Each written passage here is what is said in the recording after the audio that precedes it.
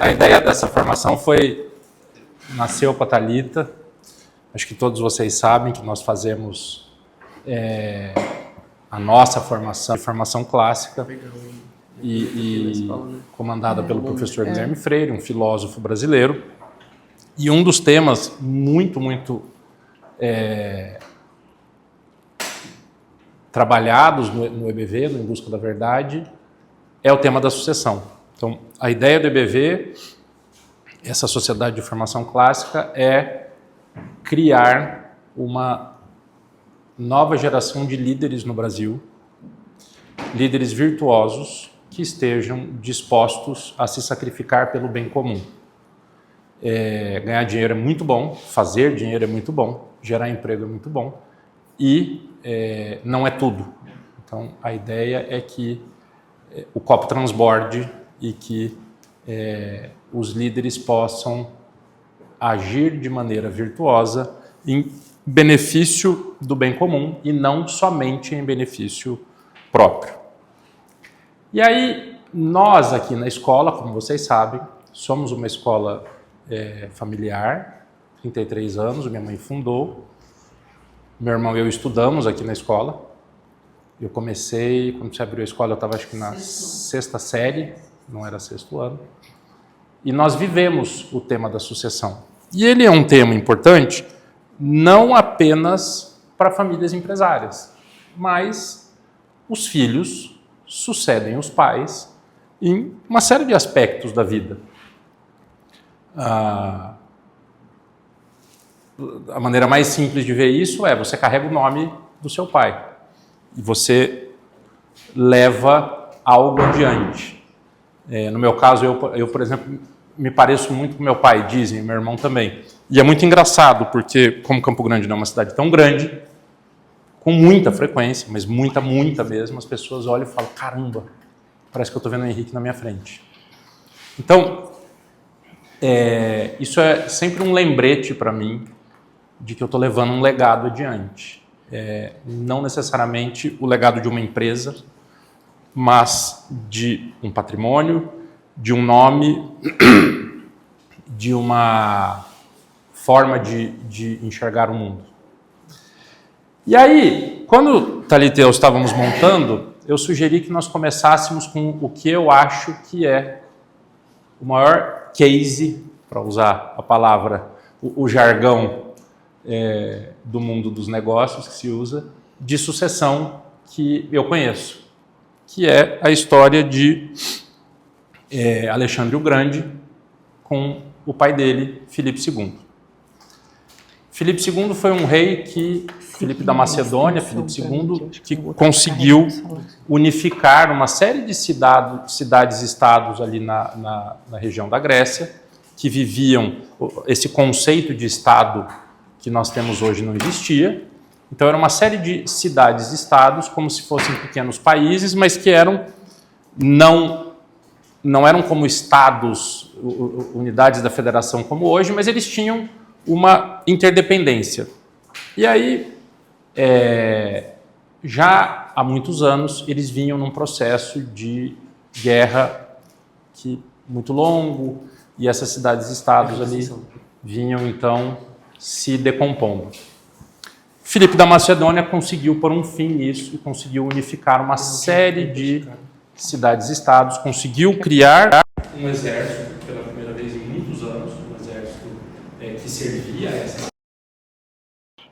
E ele teve esse filho, Alexandre, que desde cedo começou a demonstrar muitos sinais de que seria alguém que faria coisas grandiosas. Um dos biógrafos de Alexandre, Plutarco, que escreveu o Vidas Paralelas, que é uma série de livros de biografias de pessoas muito importantes, muito relevantes do Império Romano e do Império Helênico, da Grécia. Olha lá, nosso aluno está lendo, olha que maravilha. Está lendo Alexandre César, parabéns. Ele nos conta um episódio que demonstra muito essa característica de um pai enxergando a sucessão no filho. Conta-se que Filipe II tinha comprado um cavalo muito forte, muito grande, e ninguém conseguia domar esse cavalo. Os generais de Filipe não conseguiam domá-lo de maneira nenhuma. E aí, quando eles estavam desistindo de comprar o cavalo, os generais e o rei estavam mandando o cavalo embora, já com o vendedor, com o comerciante. Alexandre percebeu porque que ninguém conseguia domar o cavalo, montar o cavalo, e falou, foi meio sarcástico, aparentemente, e disse que ele conseguiria. Ele tinha quantos anos? Agora eu não me lembro se 9 ou 11, mas eram 9 ou 11 anos, é verdade. Criança. E aí o pai dele falou, você não pode falar assim com os líderes da Grécia. Mas ele peitou o pai e falou, não, eu posso tentar? E aí, Filipe II falou, pode. E se você não conseguir? Qual vai ser a sua punição?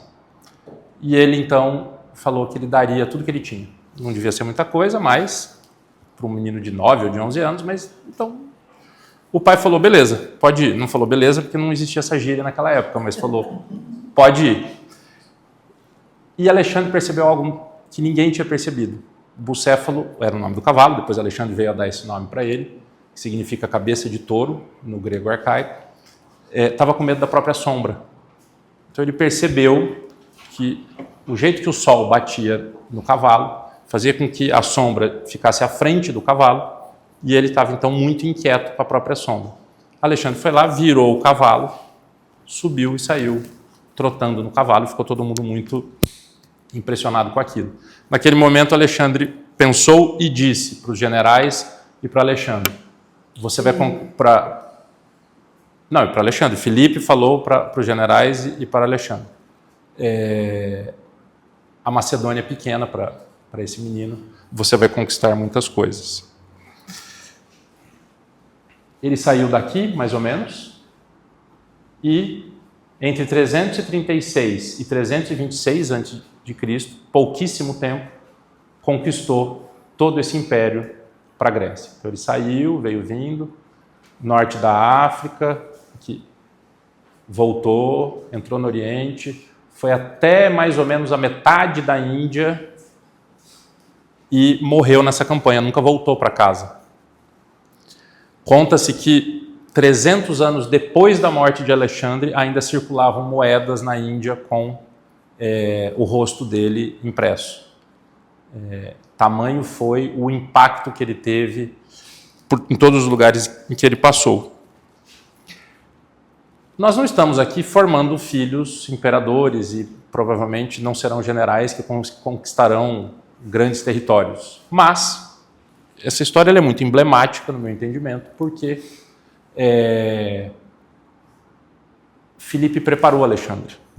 Quando ele entendeu o potencial do filho, e todos os nossos filhos têm os seus potenciais particulares, a primeira coisa que ele fez foi mais ou menos o que vocês fazem com a harmonia. Não, estou brincando. Ele falou, quem é o melhor professor do mundo? Quem é o homem mais inteligente do mundo? E naquela época, então, o homem mais inteligente do mundo era Aristóteles. Depois ele deu uma ordem e falou, Aristóteles vai ser o mentor de Alexandre. Mandou trazer Aristóteles. Aristóteles não aceitou no primeiro momento, mas a cidade de Aristóteles tinha sido destruída pelos gregos, e aí, então, Filipe prometeu reconstruir a cidade, reconstruiu, repopulou, e Aristóteles, então, foi o grande mentor de Alexandre. Muitas coisas nasceram daí. O conceito de zoológico, por exemplo, vem dessa relação entre os dois. Alexandre ia conquistando novos territórios, ia pegando os animais que ninguém nunca tinha visto antes, colocava nos carros gregos, mandava de volta, Aristóteles catalogava, e assim ele foi desenvolvendo vários aspectos da biologia, criou o conceito de zoológico, e eles juntos conquistaram esse território imenso, em tão pouco tempo. Eles brigaram bastante, voltaram, foi uma relação conturbada, mas Alexandre conquistou tudo o que conquistou porque foi preparado para isso. Claro, uma pessoa muito especial, preparada por um gênio, mas foi preparado para isso. E aí existem algumas realidades que muitas vezes nas nossas rotinas nós deixamos de prestar atenção nelas. Não necessariamente 2 verdades sobre negócios de família, mas 2 verdades sobre quem vai receber alguma coisa dos seus antepassados, quem vai receber um legado e precisa se responsabilizar por isso. A primeira é que a primeira empresa, o primeiro empreendimento de um filho é administrar a própria vida. E me parece que cada vez mais, sobretudo, eu diria que sobretudo no nosso meio social, nós vamos deixando isso passar. Os nossos filhos, graças a Deus, têm comodidades, e por vezes comodidades em excesso. E por vezes podem acabar não construindo autorresponsabilidade, não construindo uma série de pequenas características que são construídas a conta-gotas, a passo de formiguinhas, porque nós vamos resolvendo os problemas para eles, vamos resolvendo uma série de situações que já não devem mais ser resolvidas por nós. A Thalita vai aprofundar isso daqui a pouco. E a segunda verdade é que as empresas familiares, que são a imensa maioria das empresas no Brasil, quebram muito menos por falta de dinheiro e muito mais por falta de preparo emocional e de autorresponsabilidade, ou seja, cuidar de mim para depois conseguir cuidar de alguma coisa que seja maior do que eu. O Jordan Peterson, talvez todos vocês conheçam, esse psicólogo canadense, que é uma pessoa que talvez um dos intelectuais mais proeminentes da atualidade, foi professor de Harvard, professor da Universidade de Toronto. Ele fala que não adianta nós querermos consertar o mundo sem antes conseguirmos arrumar a nossa cama. E esse é um pouco do mal das gerações, da minha geração para cá. Eu sou de 81 e eu me lembro muito daquelas coisas assim, eu quero salvar as crianças da África. A África, quando nós éramos mais jovens, né, até hoje vive uma crise muito grande, mas tinha o aspecto da fome e daquela doença que tinha na África. Tinha AIDS e Ebola, e o Ebola na África, né? Então, todo mundo querendo resolver o problema da África. Super legal. Claro que nós temos que tentar ajudar o próximo, mas e aqui? E a minha cama que está desarrumada, a minha casa que está desarrumada, o meu relacionamento com a minha família que está uma bagunça, o meu vizinho que está precisando, não sei, de alguma coisa. Então, me parece que esse é um pouco um mal que nós temos nas nossas gerações. Herdeiro, de alguma maneira, todos nós somos. E os nossos filhos todos serão, certo? Qualquer que seja essa herança, por maior ou menor que ela seja, quem recebe precisa ter uma responsabilidade sobre ela. Porque vamos pensar fora do ambiente de uma empresa. Vamos pensar, você está herdando a tradição da sua família. Se você não cuidar dessa herança, cuidar desse legado, você está deixando uma série de pessoas que vieram antes de você, que sofreram muito para conquistar aquilo que foi conquistado, escorrer pelos dedos. E por vezes nós, enquanto pais, não pensamos nisso, no legado que nós estamos deixando para os nossos filhos. É claro que no mundo empresarial, isso acaba tendo que ser trabalhado com muito mais profundidade.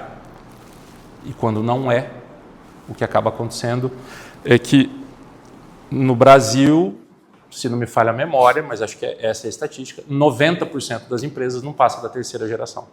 Fecha antes da terceira geração.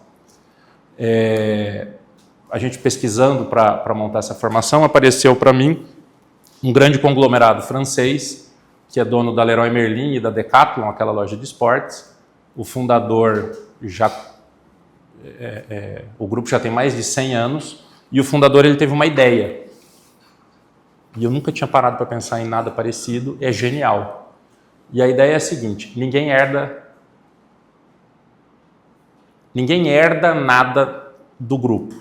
Então, todo mundo fica sócio, os herdeiros vão ficando sócios, e ninguém pode trabalhar só por ser da família. Qualquer um que seja da família tem que entrar num processo seletivo e começar lá de baixo. Eu me lembro quando eu vim trabalhar na Harmonia, há 20 anos, esse ano faz 20 anos, a escola era pequenininha, hoje são 1.600 alunos, tinha em torno de 300, 290 alunos, uma coisa assim, uma situação financeira bem complicada na época. E aí nós basicamente fazíamos tudo. Eram em torno de, acho que eram 28 colaboradores. E nós fazíamos tudo. Então nós abríamos a escola de manhã, recebíamos os alunos, aí eu dava aula, na hora do recreio eu ia vender ficha de cantina e entregar salgado, na hora do almoço eu fazia o banco, então era cheque na época, né, com carbono, ou máquina de escrever, ia para o banco, à tarde dava aula de novo, e à noite minha mãe e eu, nós revisávamos todas as circulares, que na época iam na agenda de papel, lembra? O que equivale ao CLECEP hoje.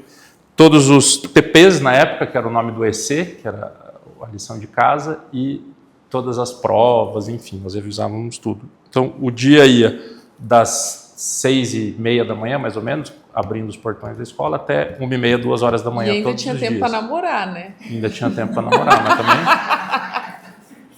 valeu a pena. Então, viver isto foi muito importante. Primeiro porque eu tive modelo. Segundo porque eu passei uma necessidade grande. A situação financeira era bem complicada na época. E isso foi tirado das crianças e dos adolescentes desde a Revolução Industrial para cá. Isso o quê? Esse viver o modelo dos pais trabalhando. Isso é um problema seríssimo. Então, até a Revolução Industrial, a imensa maioria dos adultos trabalhava dentro de casa. A família era completamente diferente. A rotina de uma família, por óbvio, era completamente diferente daquela que é hoje. Então, o pai tinha um ofício, ele exercia esse ofício dentro de casa, fosse um camponês, fosse alguém nas cidades, um sapateiro, enfim, qualquer que fosse esse ofício, ele exercia dentro de casa, a mãe cuidava dos filhos e do lar, e todos viviam ali. E a criança, desde muito nova, ia herdando este ofício do pai. Qual era, com quem a pessoa mais importante da história da humanidade, na minha concepção, aprendeu o próprio ofício? Com o pai. Jesus aprendeu a ser carpinteiro com São José. E essa sempre foi a regra. Com a Revolução Industrial, o homem sai de casa e vai trabalhar na indústria. Todo mundo muda, as pessoas começam a mudar do campo para a cidade, o homem sai de casa, vai trabalhar na indústria, e essa forma de viver que nós conhecemos hoje nasce aí, a gênese disso, dessa célula familiar, vem da saída do pai de casa. Depois a mãe sai de casa, os filhos vêm às escolas, os filhos vão para as escolas, e os filhos não veem mais os pais trabalhando. Eu me lembro de ler um livro maravilhoso, eu amo esse livro, eu já li 2 ou 3 vezes, Como Ser um Bom Pai, do James Stanson. O James Stanson é um americano, ele criou 2 escolas nos Estados Unidos, hoje ele é um homem dos seus quase 80 anos de idade, está vivo, e ele, depois de ter fundado essas 2 escolas nos Estados Unidos e de ter convivido com milhares de famílias, ele começou a entender que as famílias que conquistavam sucesso com os filhos, e nós não estamos falando de sucesso profissional ou financeiro necessariamente, mas nós estamos falando, vocês conseguem enxergar, né, esse pacote do sucesso do seu filho, tudo aquilo que você quer para o seu filho. As famílias que conseguiam isso, mais ou menos tinham uma característica, tinham algumas características comuns. E, por outro lado, as famílias que não conseguiam isso tinham também um conjunto de características muito parecidas. Então, esse distanciamento dos filhos para com os pais era uma dessas características. E aí me marcou muito que ele perguntava para muitos alunos deles, que faziam parte, né, desse segundo grupo, qual a profissão do seu pai, qual a profissão da sua mãe? Não sei. Então nós saímos de um extremo em que o filho passava uma vida trabalhando ali junto com o pai, vendo o pai trabalhando, para esse extremo de um filho, uma filha que não faz ideia de qual é a profissão do pai e nem da mãe. Então vejam que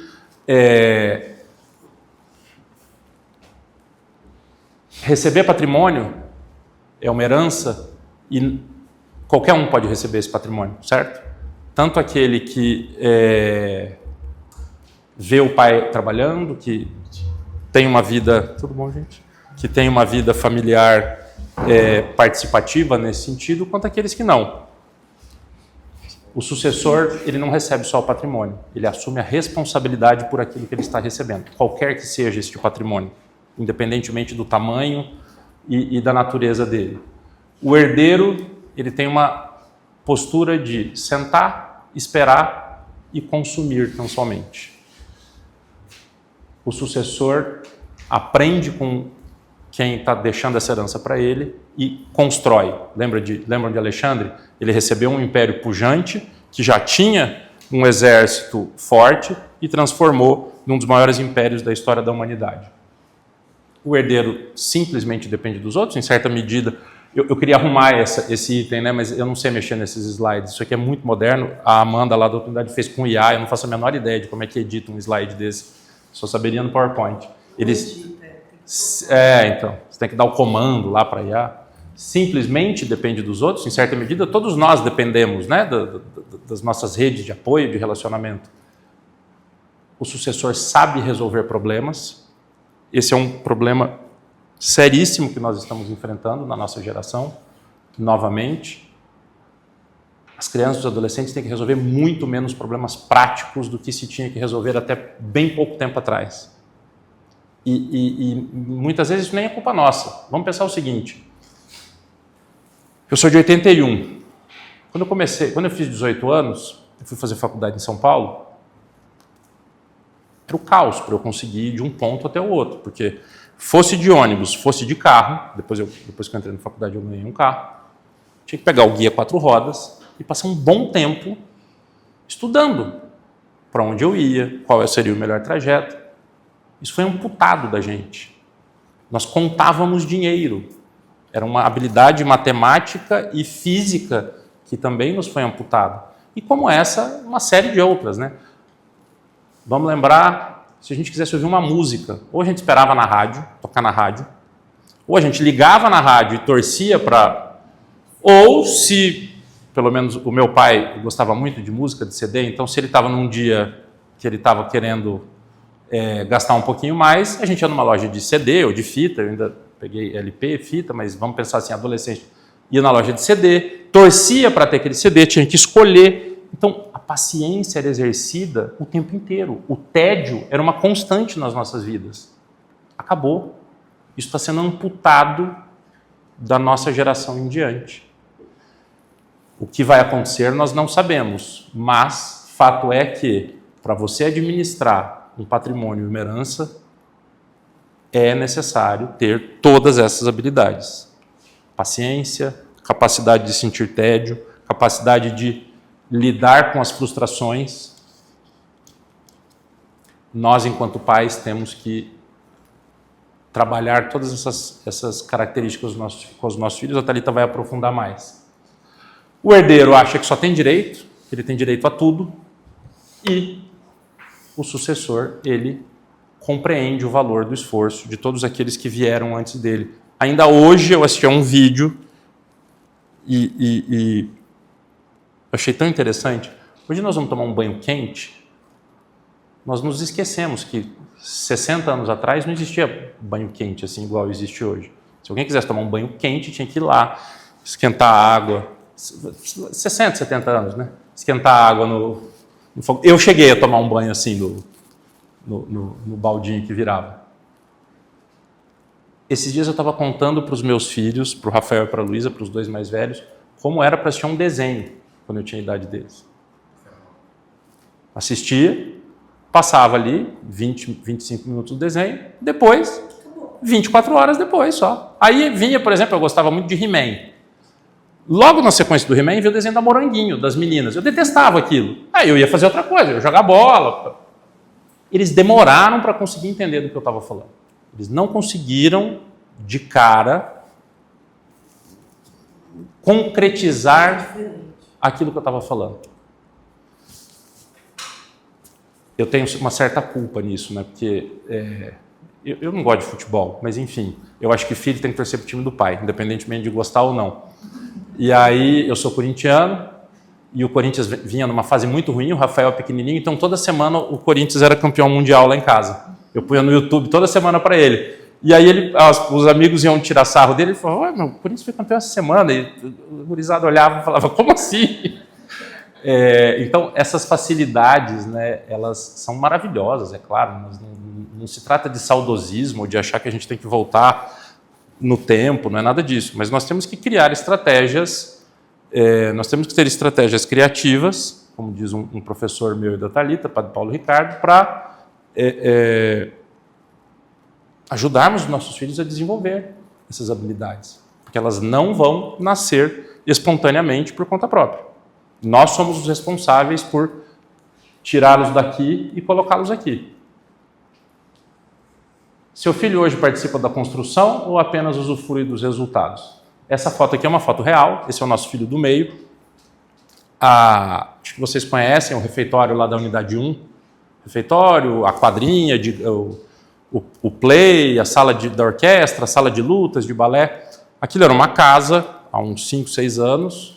Nós compramos aquela casa. O Bradesco comprou, devagarzinho a gente está comprando o Bradesco, em 30 anos vai ser nossa. E aí, durante alguns anos, nós ficamos usando como uma casa adaptada e conseguimos nos capitalizar para fazer tudo aquilo que está lá. E aí, quando a arquiteta fez o projeto e ficou lindo, parará, mas tem um problema, né? Nós temos 2 meses para fazer uma obra. Nós não temos mais tempo do que isso. A não ser que assim, vamos construir uma escola do zero e podemos usar o prédio atual até lá. Não era o caso, nunca é o caso. Então, nós demolimos a casa inteira e construímos tudo aquilo lá. Quando a arquiteta entregou o projeto e fez a reunião, eu não tinha contado o prazo, e fez a reunião com engenheiros, com o empreiteiro, o seu Samuel, lá no escritório dela, todo mundo empolgado, vamos começar. Isso era tipo finalzinho de outubro. Vamos começar então, parará. Eu falei, então, gente, eu preciso contar uma coisa para vocês. Dia 2 de fevereiro, as aulas têm que começar lá. Aí a arquiteta falou, não, dá, tranquilo, 1 ano de outubro a fevereiro, quase 1 ano e meio. Eu falei, não, 2 de fevereiro agora. Não, imagina, impossível, não tem como. E eu fui convencendo um por um, e aí o seu Samuel, que era um empreiteiro, não comprava a ideia. E eu sei que ele é um homem muito religioso, ele é evangélico, ele é pastor. Eu falei, seu Samuel, vamos fazer o seguinte, põe na mão de Deus. Se Deus quiser, vai sair. Se não quiser, está tudo certo. Ele olhou para mim e falou, bom, então nós temos que começar rezando para não chover, porque se chover, aí eu falei, tá bom, vamos começar rezando para não chover. Então. Dezembro. No dia 15 de novembro, mais ou menos, 15 de novembro é feriado, né? Mas nós trabalhamos direto. Meados de novembro nós começamos. Nós tínhamos 60 dias para fazer a obra, nós fizemos em 58 dias. Foi um negócio assim impressionante. Tocamos 24 horas, todos os dias, paramos dia 24 às 4 da tarde e voltamos dia 26 às 5 da manhã e paramos dia 31 de dezembro às 4 da tarde e voltamos dia 2 de janeiro às 5 da manhã. E aí eu morei dentro dessa obra. Esse prédio foi muito parecido com isso também. A gente teve um pouquinho mais, mas foi muito parecido com isso também. Só que lá nós demolimos e começamos do zero, né? Aqui foi uma reforma, mas o prédio estava completamente destruído. Aqui era uma obra para uns 8 meses, nós fizemos nesses 50 e tantos dias, 60 dias, lá era mais, né? E aí, nós não viajamos, passamos as férias todas aqui, e eu comecei a levar as crianças para a obra. Foi maravilhoso, foi uma das melhores férias da minha vida, porque eles puderam ver todos os dias. A Luísa não ia todos os dias, porque foi muito puxado, foi um ano que fez muito calor, muito. O Rafael foi praticamente todos os dias para a obra comigo. Pilotou guindaste, dirigiu bobcat, bateu massa, depois tem uma foto dele batendo massa. E aí nós fazíamos as refeições junto com os pedreiros na obra. E aí o dia que eu vi essa cena, eu registrei porque eu achei bonitinha demais. E aí nós tomávamos café da manhã em casa, mas via de regra o almoço e o jantar era lá com os pedreiros na obra. Então, o que nós fazemos para os nossos filhos? Nós só damos conforto, oferecemos estrutura e, sobretudo, evitamos sofrimento? Nós não podemos fazer isso. É claro que ninguém aqui é sádico, sobretudo com os filhos. Ninguém vai querer judiar de filho, não é esse o ponto. Mas nós não podemos, de maneira nenhuma, podá-los das experiências difíceis. São elas que nos deixam fortes. São elas que vão transformar os nossos filhos de herdeiros para sucessores. Porque se nós fizermos isso, nós vamos tirando deles essas experiências que formam maturidade. Não tem jeito. A ostra para dar pérola, ela tem que sofrer. O que vira pérola é um grão de areia, geralmente, uma sujeira que cai dentro da ostra, ela entra num estado de sofrimento muito grande, e aí ela transforma aquela sujeira, ao longo de muitos anos, na pérola, que é tão valorizada por nós. Existe um pensador de educação que já faleceu, nós nem compactuamos muito com a visão pedagógica dele, mas essa frase, ele tem muitas frases muito boas, essa frase dele é muito boa, é o título de um livro dele. Ostra feliz não faz pérola. Então, novamente, não se trata de judiar de filho de jeito nenhum, mas de permitir que eles vivam as agruras da vida, que eles consigam se desenvolver sofrendo um pouco. E começar cedo, né? Não adianta começar tarde, porque fica mais difícil. E o duro é ele querer voltar para a sala depois, né? Aí é um problemaço, né? Porque aí depende muito do temperamento da criança, né? O Rafael, por exemplo, é um menino que ama correr, ama fazer atividade externa. Então, depois disso, para ele voltar para a sala de aula não foi fácil. Mas eu fico imaginando, né? Eu nunca conversei sobre isso com ele, depois que ele cresceu mais, assim, como que ele enxerga aquela construção que está lá, né? Ele participou de toda a construção, tudo, desde o primeiro dia. Eu achei um vídeo na internet que eu achei genial. Todo mundo conhece o Cristiano Ronaldo. Talvez vocês já tenham visto esse vídeo. Esse vídeo parece que está circulando aí. Um jornalista foi fazer um documentário sobre a vida do Cristiano Ronaldo, alguma coisa assim. E aí, eu vou passar agora para vocês. Ele está sentado, o jornalista e o Cristiano Ronaldo estão sentados na beira de um campo. E o filho do Cristiano Ronaldo, que já é um jogador profissional, um menino muito novo, parece que é muito talentoso. De novo, eu não acompanho futebol, mas eu fui pesquisar para essa aula de hoje. E o Cristiano Ronaldo está respondendo perguntas do jornalista sobre o filho. E ele está falando com uma alegria muito grande, com um orgulho mesmo do filho, sabe? Contando que o filho, nessa idade, é maior do que ele era na idade, e então vai ser maior do que ele, provavelmente. Que o filho é muito habilidoso com futebol, provavelmente vai jogar bola melhor do que ele. Mas... E aí o jornalista faz uma pergunta para ele. Gustavo, você põe para a gente, por favor? Eu acho que é só botar o... Aí, tem embaixo.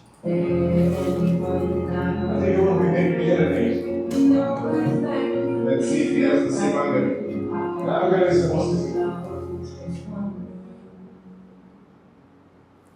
Vocês conseguiram ler a legenda? Não, amor, fala. Muito pequenininha a legenda. Para um pouquinho. Pausa um pouquinho. Nós recortamos o vídeo, então todo esse preâmbulo que eu fiz não passou no vídeo, né? Dele elogiando o filho, que o filho vai ser grande. Aí começa ele falando, eu acho que ele vai ser maior do que eu. E aí o jornalista pergunta assim, e a fome? A fome de vencer, a fome de bola? Aí e a fome que você passou, né? Ele fala, a fome vai ser mais difícil. E aí ele faz aquela cara, vocês viram? Aí põe o vídeo pra... E aí conta um pouquinho, aí mostra um pouquinho, né, da vida do Cristiano Volta Ronaldo. um pouquinho. Volta só um pouquinho para ver a feição do Cristiano Ronaldo. Pode voltar mais, pode voltar mais. Aí. Tipo, lascou, né? Isso eu não vou conseguir injetar nele, né?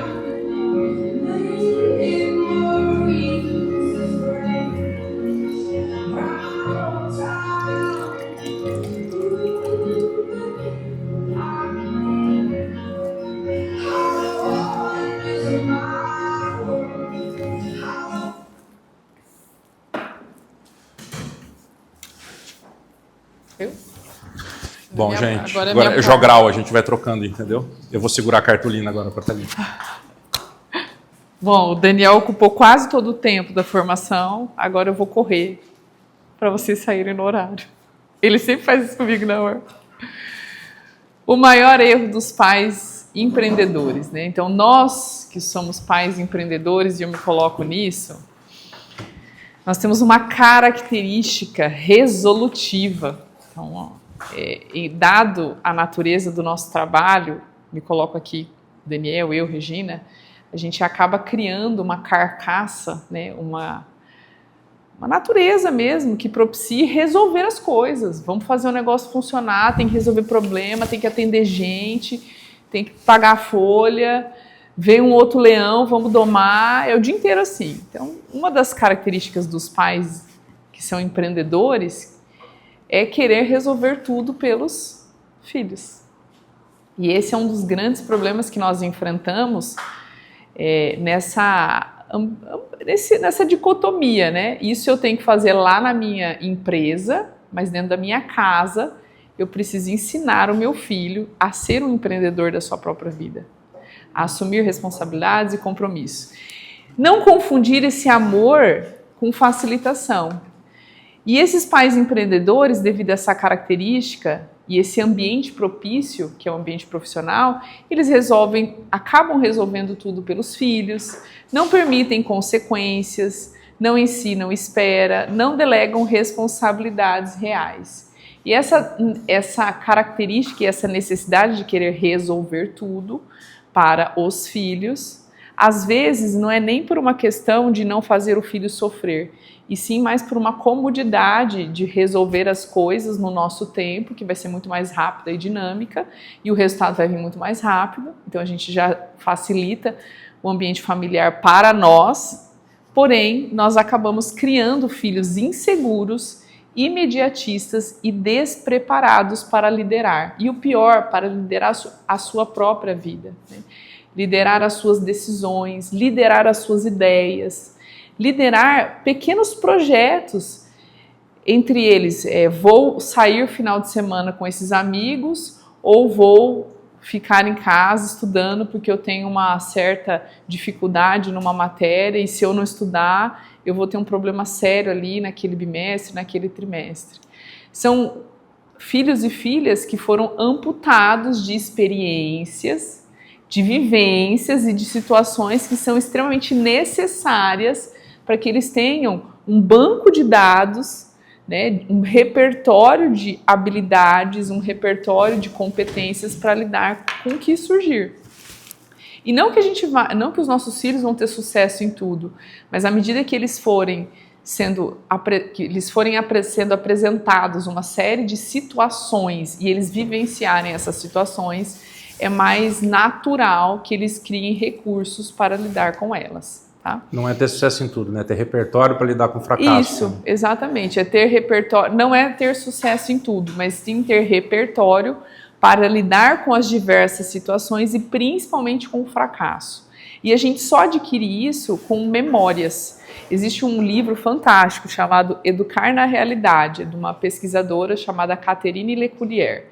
E ela fala que o grande problema da nossa geração contemporânea é que nós estamos imersos no ambiente virtual e cada vez menos nas experiências práticas. E qual que é o problema disso? O tempo de tela de um adolescente, de crianças, estão cada vez maiores esses tempos de telas, né? Só que o momento que esse adolescente, essa criança está na tela, ele estaria fazendo uma série de coisas práticas que gerariam recursos neurológicos, habilidades e competências para ele lidar com umas outras situações. E aí, quando ele não tem isso, quando ele não vive isso, ele fica empobrecido. Porém, você fala, tá bom, mas ele acompanha tudo no celular, ele vê personalidades, ele vê pessoas, youtubers, né? E ele acompanha tudo isso. Mas isso é uma realidade virtual, que não compactua com a realidade real. E aí a gente tem um grande problema. Essas realidades são recortadas. Elas não são cronológicas, elas são fragmentadas. Aí quando ele tenta emprestar um conhecimento dessa realidade fragmentada e recortada, por vezes isso não dá certo na vida real. E aí ele acaba tendo uma série de frustrações que geram memórias negativas por falta de experiência prática na vida cotidiana. Tá? Como formar filhos sucessores no dia a dia? E aqui vai entrar uma série de exercícios práticos, que pode ser que muitos de vocês já conheçam, já saibam, mas que por vezes, eu como mãe, quando eu estava montando essa formação, eu vi, puxa, nesse aspecto aqui eu preciso melhorar. Nesse aspecto aqui eu preciso ter a rédea mais curta em casa. O primeiro pilar é a responsabilidade antes do privilégio. Antes de ganhar celular, carro, dinheiro ou liberdade, o filho precisa aprender a ter compromisso, constância, prestação de contas. Hoje a gente estava atendendo uns alunos lá na unidade 4, né, Andréia? Cadê a Andréia? E aí era um problema de celular, meninos de sétimo anos. O conflito começou, as desavenças começaram no grupo de WhatsApp e o negócio tomou uma repercussão tão grande que eles saíram na porrada lá na escola, né, André? Eita, não tô sabendo dessa. Eu cheguei na hora de surpresa. Era para fazer uma outra coisa e a André falou, entra aqui. E aí fica à vontade, Thalita. Eu falei, nossa, então tô super à vontade para administrar esse problema aqui, né? E aí nós estávamos conversando com esses meninos e uma das questões que eu levantei para eles é que nós iríamos conversar com os pais deles e perguntar se de fato eles achavam que eles tinham responsabilidade suficiente e maturidade para lidar com o celular. Aí eles abriram um olho desse tamanho, eles falaram, meu Deus, se eu fizer isso, o que meu pai vai fazer? Vai me tirar o celular.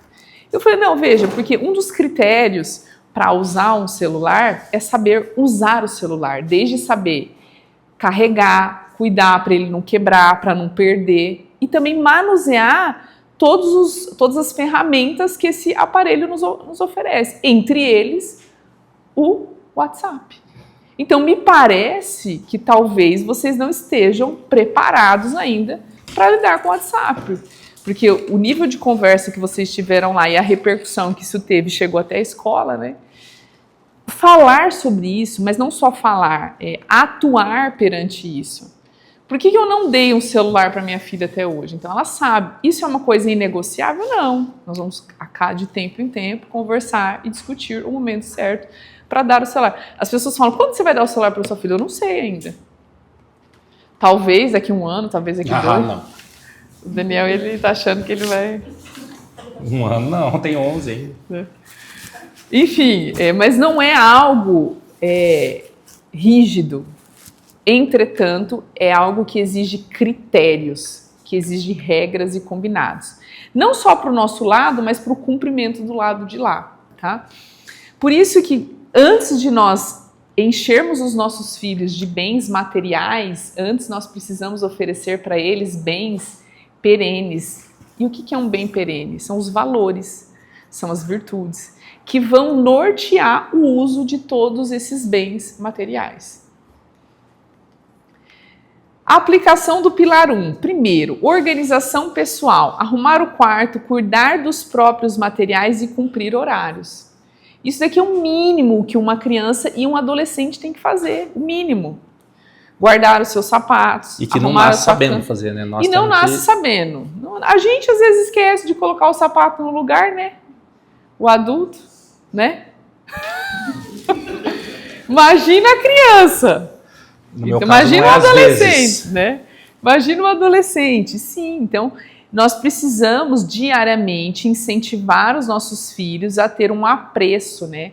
A ter um bem-querer pela sua organização pessoal. Isso daqui é adquirido da noite para o dia? Não. E falo mais, é ensinar, eu uso uma frase com as crianças e os adolescentes na escola, que é assim, eu quero querer o bem, eu quero querer isso, mesmo que isso me custe, mesmo que isso me gere esforço, mesmo que isso seja chato, mas eu quero querer isso porque isso é bom, porque isso faz bem para mim, faz bem para o outro. Isso me gerará resultados, bons resultados. Participação não só na sua organização pessoal, no seu calendário, né, na sua rotina semanal, nos seus horários, mas também na organização da casa. E eu não ajudo a organizar a casa só porque a minha mãe reclama, porque minha mãe é sistemática, porque a minha mãe é chata. Não, a organização da casa é algo que deixa o ambiente mais harmônico, mais gostoso, mais confortável. Eu sempre mostro para eles, quando eu vou dar aula para adolescente, fotos de 2 ambientes. Um quarto assim que parece um caos, uma bagunça. E um quarto gostoso, simples, mas gostoso, limpo, com uma boa claridade, ventilação. E eu falo para eles, qual quarto você gostaria de estar? Qual quarto você gostaria de dormir? Eles falam nesse daqui. Eu falei, sabe por quê? Porque o ser humano nasceu para a ordem. O ser humano nasceu e ele sempre está preferindo os ambientes ordenados. Manter a sua casa ordenada não é só para sua mãe ficar bem-humorada. Você também vai se sentir bem nessa casa. Todos vão se sentir bem nessa casa. E para esta casa estar organizada, nós precisamos da colaboração de todos que estão aqui, que moram aqui. É chato? Sim, nem tudo que é bom é gostoso, né? Nem tudo que é bom de verdade, que é um bem verdadeiro, é gostoso. Muitas coisas boas, de verdade, exigem uma série de esforços e sacrifícios. Tá? Quem não administra pequenas responsabilidades dificilmente administrará grandes negócios. Criança, quando está aprendendo a amarrar cadarço, quantas vezes amarra aquele cadarço? Aí esses dias eu peguei um menino lá na escola e falei para ele, se imagina se você fosse convocado para a guerra e você amarrasse o seu cadarço igual você amarrou agora, o que ia acontecer? E ele desamarrasse no momento que você tinha que tomar uma decisão importantíssima, porque você estava na frente do seu batalhão. Aí ele respondeu rápido, ele falou, mas eu usaria um coturno de velcro. Aí eu pensei, nossa, o que eu vou responder agora, né? Eu falei, então, mas agora eu vou te fazer uma nova pergunta. E se não existisse coturno de velcro? Se existisse só um cadarço, o que isso implicaria na sua vida e na vida das outras pessoas? Então agora mais esse cadarço direito, com força, com vontade, segura, faz como se fosse a coisa mais importante que você está fazendo na sua vida, põe presença ali. Aí ele saiu bravo comigo, mas ele botou tanta energia ali naquele cadarço que eu acho que durou alguns minutinhos, pelo menos. Mas é isso. Quem não administra pequenas responsabilidades dificilmente conquistará grandes coisas, porque são as pequenas renúncias, os pequenos compromissos, os pequenos sacrifícios diários que vão nos sustentar, que vão gerar uma fortaleza, uma capacidade de padecer as diversas situações da vida. Caso contrário, a gente vai estar sempre desistindo e dificilmente a gente vai ser um sucessor. Pode ser que a gente seja um herdeiro por um bom tempo, mas um sucessor, talvez isso não aconteça, né? Thalita, eu vejo assim que, à medida que o tempo vai passando e as crianças vão crescendo, elas vão tendo maior condição de aprender as coisas. Tive um episódio ano passado que foi muito triste. Um menino pulou a janela aí e se matou. Uhum, muito. E foi muito triste, né? E eu conversei com um menino que morreu um dia antes. Nossa. Lá no meu consultório. meu paciente, e ele era um menino muito gostoso de conversar, saudável, né? Eu fiquei muito impressionado. Eu ter conversado com ele um dia antes, e no outro dia aconteceu tudo isso. Quando foi no outro dia, eu estava lá no velório dele. E aí eu fiquei pensando, e pergunto para você, aonde que o pai errou, o que o menino tinha que levou ele a fazer isso? Olha, eu não sei se eu tenho a resposta exata para esse caso, mas eu estudei já há muito tempo que por trás de todo comportamento desajustado, né, ou de uma ideia desordenada, ou de um pensamento suicida, tem sempre uma coisa muito interna que não está bem acomodada. Então, vamos pensar num iceberg. Então, a gente olha para um iceberg e a gente está do lado de fora do mar, né? Ali você vê somente o quê? O que está para fora, né? O que está submerso. Mas o que sustenta aquele iceberg, aquela carcaça toda que a gente está vendo, é muito maior do que está ali por fora. Então tem toda uma parte de gelo gigante que está submersa, né? Que está abaixo ali da água. Qual que é a analogia disso com uma situação como essa?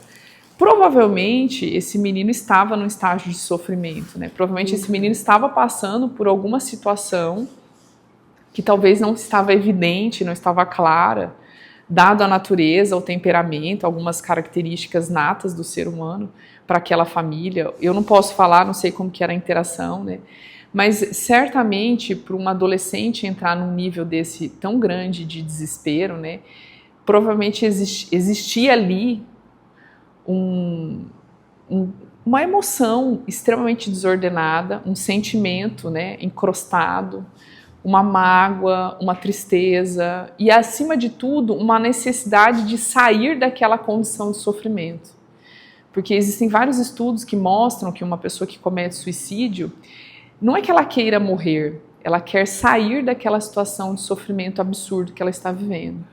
Então, quando a gente olha, tem uma frase até que eu adotei depois de um tempo estudando muito sobre isso, que por trás de todo comportamento inadequado tem sempre uma emoção, um sentimento que não foi identificado, que não foi descoberto as causas e que gera essa desordem interna, que leva uma pessoa a ter comportamentos tão desastrosos e destrutivos, né?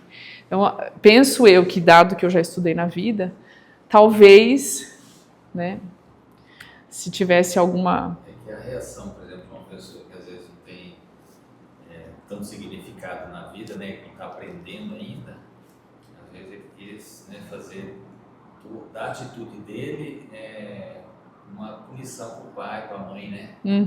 E como que é importante, eu vejo assim, que a construção do desde tem que ser bem pequenininho, desde né? quando a criança Exatamente. né, recém-nascido, né, todo aquele carinho, amor que a gente tem que dar, mas tudo sabendo, né, desde quando ele vai lá amamentar, que ele tem que saber que não é tudo simplesinho, não é que Exato. vai ser colocado tudo na boca dele, né? E tem um grande psiquiatra, ele é contemporâneo, Viktor Frankl, que ele viveu em campo de concentração, e ele fala que o que sustentava aquelas pessoas viverem naquela situação de extrema precariedade, não só física, mas emocional, de abuso, sabe?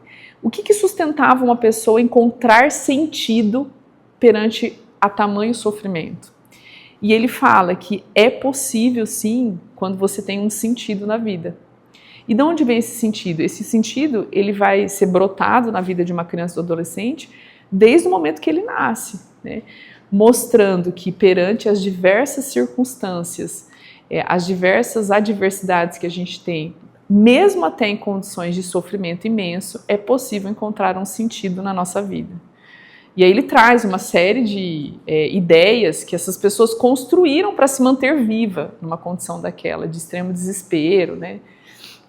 Mas eu percebo assim que, para os pais, como que é difícil você não fazer o filho sofrer, mas ele entender as dificuldades da vida e mesmo assim você dá carinho e amor, né? Sim. Então, você tem que dar o carinho, tem que dar o amor, mas ensinar ele que as dificuldades vão acontecer. São inerentes. Desde atravessar a rua, como você se alimentar, como você estudar, como você, né, praticar o... Olha, hoje aconteceu uma situação como essa. O Daniel estava trabalhando, mexendo com imposto de renda, e eu estava com as 3 crianças na escola, eles foram almoçar comigo, né?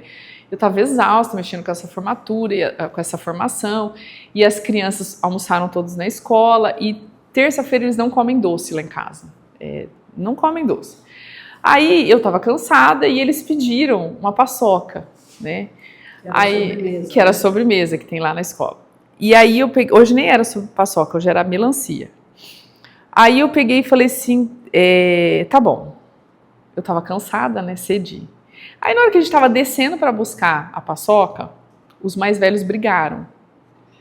Aí eu falei, para tudo, nós vamos voltar e ninguém vai mais comer paçoca. Aí eles falaram, por quê? Aí eu expliquei todos os critérios, né? Eu falei, olha, nós viemos almoçar na escola hoje, porque a Luísa tem aula de piano, meio-dia e 40, era para almoçar em casa. Eu organizei para todo mundo vir para cá, para nós estarmos juntos. Hoje não era dia de comer paçoca, eu abri uma exceção. Vocês descumpriram com a regra de convivência, então agora vocês não vão comer paçoca. Aí o meu do meio, nossa senhora, aí a mais velha, já adolescente, fechou a cara, e o pequenininho, coitadinho, que ele nem estava entendendo o que estava acontecendo, ele ficou sem paçoca.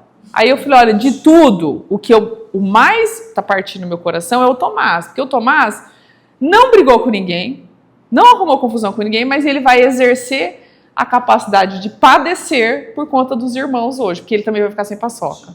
Eu fui com os 3 esguelando, eu falava, Senhor, se eu desse a paçoca, acabava com tudo isso, eu compraria minha paz, o meu sossego. Mas é isso, não vai ter a paçoca, né?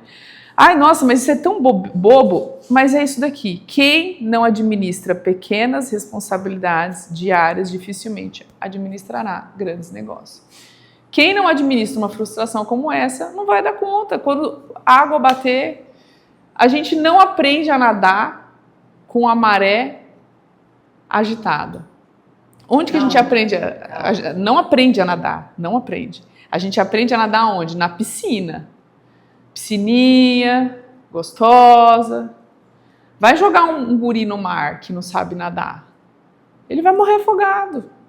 É ali, ó, é no dia a dia, né? Nas pequenas dificuldades diárias. E depois hoje eu vou chegar em casa antes de dormir, que eu vou pegar os mais velhos acordados, e eu vou explicar com calma para eles, sem as emoções, o porquê de cada conduta que aconteceu hoje. Eu vou fazer uma retrospectiva de toda a mudança da rotina hoje, quais eram as minhas intenções e do porquê que eles ficaram sem a paçoca. Eu acho interessante, porque você, na hora que você está na emoção, que você está agitada, que você está estressada, você fala de uma determinada forma.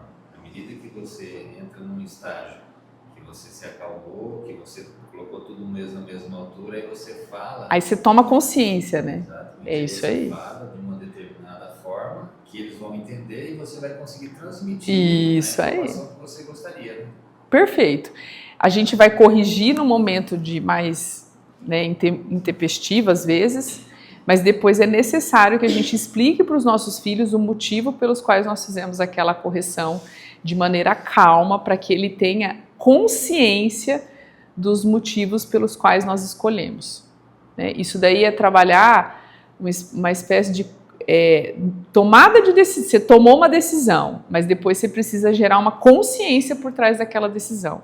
E você não gera consciência quando você está movido pela raiva, né, pela ira ou um medo excessivo. Então tem que passar isso daí, aí depois você volta na situação, faz uma retrospectiva e ressignifica as intenções das suas escolhas. Aristóteles tem aquela frase célebre, lembra?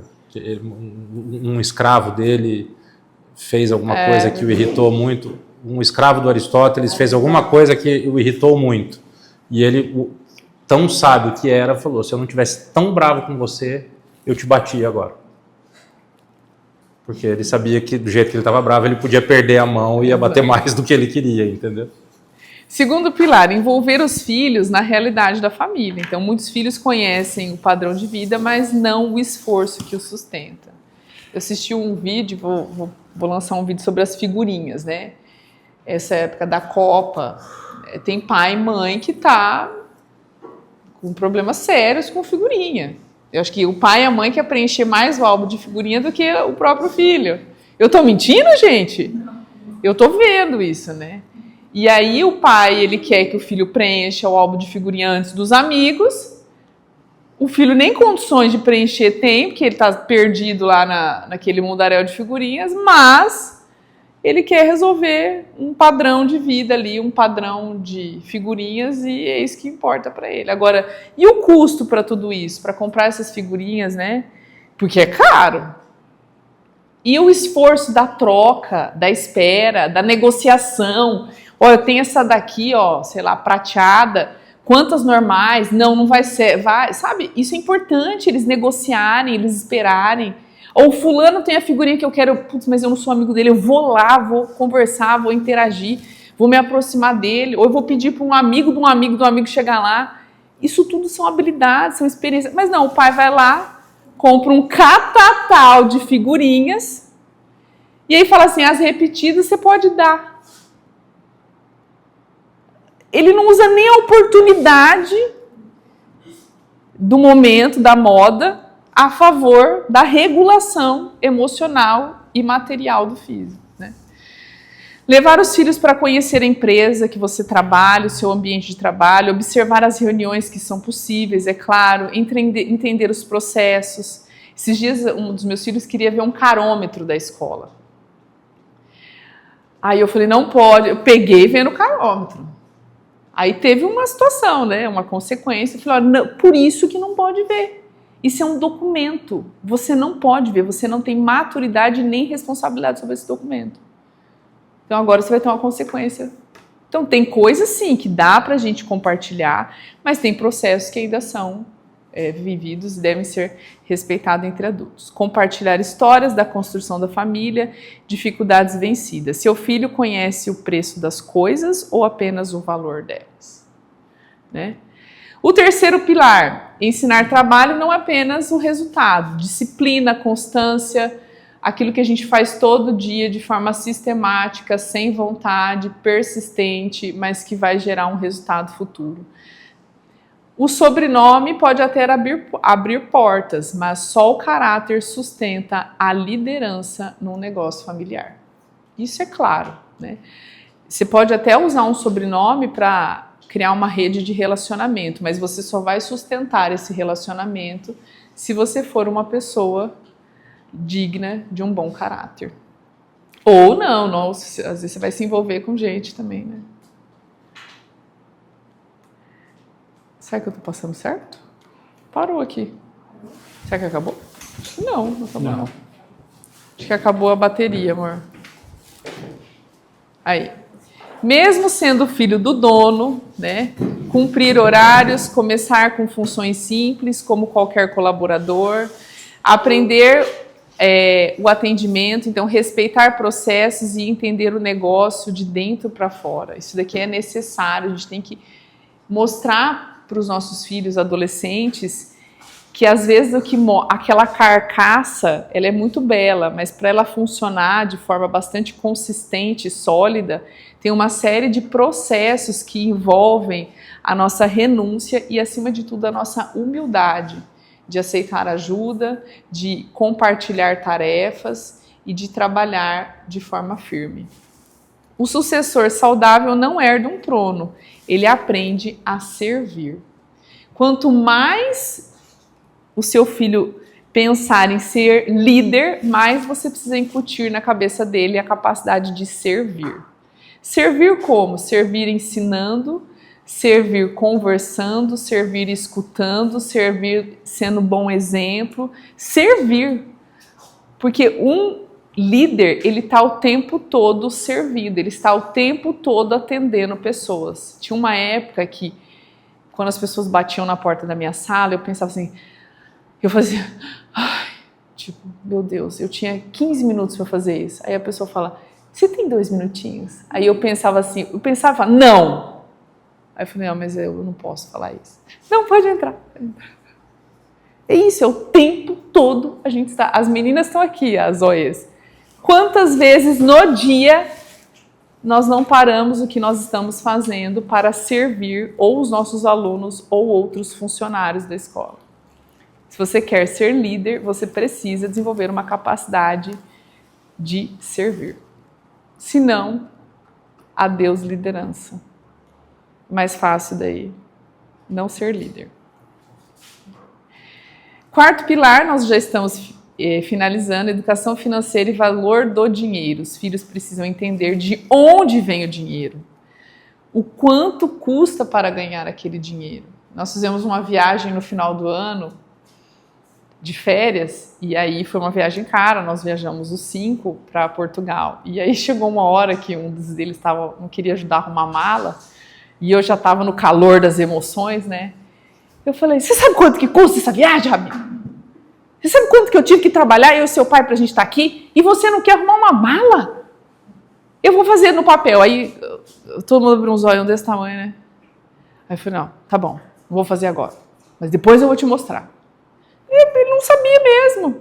De fato, ele não sabia. O quanto que nós gastamos com as passagens, com os hotéis, com a alimentação. O quanto de meses de trabalho isso custou, de horas de trabalho. Imagina se jogar tudo isso em horas de trabalho. Aí ele vai falar, nossa, mãe, deixa eu ajudar a arrumar a mala. Sabe, mostrar essa proporção é muito caro. A gente trabalha muito para ganhar dinheiro. É verdade, trabalha muito para ganhar dinheiro, mas a gente gasta muito rápido o dinheiro. Você vai num restaurante hoje, um restaurante modesto com a família, você gasta 300 a 400 reais. Mas quanto você trabalhou para ganhar esses 300 a 400 reais? Quanto do seu esforço? Eu faço uma consultoria para uma escola em Sidrolândia, eu fico uma hora online falando e explicando, mais uma hora de antecedência que eu planejo tudo que eu vou trabalhar com eles. Ou seja, 2 horas de trabalho intelectual formativo para ganhar 450 reais. É uma saída num restaurante modesto com os meus filhos. Eu preciso explicar isso para eles, eu preciso falar isso para eles. O quanto que eu tive que estudar para dar essa formação. O quanto que eu tive que me empenhar para dar essa formação. E o quanto que esse dinheiro que eu ganhei, que eu trabalhei por 2 horas, nós gastamos em 30 minutos. Às vezes menos, né? Se for um sanduíche, então é necessário pontuar tudo isso, né? Práticas recomendadas. Então, mesada para os maiores, mas com responsabilidade, orçamento e metas, pequenas vendas de coisas pequenas, né? Que agora as crianças querem vender, eles montam, fazem bazar. Participação em decisões simples. Seu filho sabe gastar ou sabe administrar? Aqui. Então, o 5º pilar, formar caráter antes de formar gestores. E aqui existem virtudes que nós precisamos diariamente fazer com que os nossos filhos desenvolvam. Então, humildade, reconhecer que sempre há algo a aprender, sempre. Respeito, tratar todos com dignidade e consideração, independente da classe social e da posição que essa pessoa está na minha empresa ou na empresa que eles frequentam. Gratidão, valorizar as pessoas, as oportunidades e as conquistas que estão presentes em nossa vida. A honra, agir com integridade, mesmo que ninguém vê, mesmo que aquilo não lhe convém, mas aquilo é algo honrado. Perseverança, não desistir diante das dificuldades. Empresas podem ser herdadas, mas liderança precisa ser construída. Momento de reflexão para os pais. Que tipo de adulto estou formando? Estou preparando meu filho para a vida ou apenas protegendo, né? Protegendo da vida? E para os filhos, você quer apenas receber ou quer ser alguém capaz de construir? Era isso, certo? O maior patrimônio que os pais podem deixar não é uma empresa, é um filho capaz de sustentá-la com sabedoria, caráter e responsabilidade. Herdeiros recebem bens, sucessores continuam legados. Muito obrigada. Ouvi, hein? Dúvidas, perguntas? A CEO está aqui na frente. Daqui a pouco ela vai mandar as observações. Quando eu vou contar uma fofoca para vocês, não é fofoca, né? É engraçada. Quando eu comecei a trabalhar na escola, a Regina pegava literalmente assim, ó, uma prancheta dessa e ela ia me assistir nas minhas reuniões de pais. Aí ela escrevia, eu falava, aí ela via 1, 2, 3 folhas, eu falava. Aí aquilo ficava uma raiva. Mas muito obrigada, Regina. Aí hoje eu falo, Rê, cadê? Né? Foram anos assim, tá, gente? Foi, na época, aquilo me gerava um certo desconforto, mexia com o meu ego, né? Mas E o que você cresceu. cresceu. Então, é isso aí, né? Obrigada. Parabéns.